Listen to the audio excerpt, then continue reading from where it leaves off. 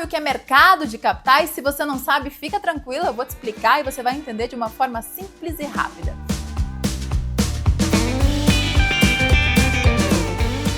Imagina aí um lugar onde empresas, pessoas e até mesmo governos conseguem dinheiro para conseguir crescer ainda mais ou até mesmo financiar os seus projetos. Este lugar, gente, é conhecido aí, chamado como mercado de capitais. Basicamente, para você entender, o mercado de capitais ele aproxima quem tem dinheiro para investir com quem precisa de recurso para conseguir expandir aí os seus negócios ou até mesmo adquirir produtos. E quem que faz essa ponte entre esses dois lados, Flávia? Para você entender, no caso do mercado de capitais, o emissor ele capta diretamente o dinheiro dos investidores. Neste caso, há sim intermediários, mas que eles prestam apenas o serviço das emissões e governança dos títulos, não necessariamente do dinheiro, como é o caso aí dos bancos no mercado financeiro de um modo geral. Então, no mercado de capitais, empresas elas podem vender pedacinhos de si, e aí a gente conhece isso como ações, mas elas também pegam dinheiro emprestado através dos títulos. Inclusive, a gente tem vários vídeos aqui explicando,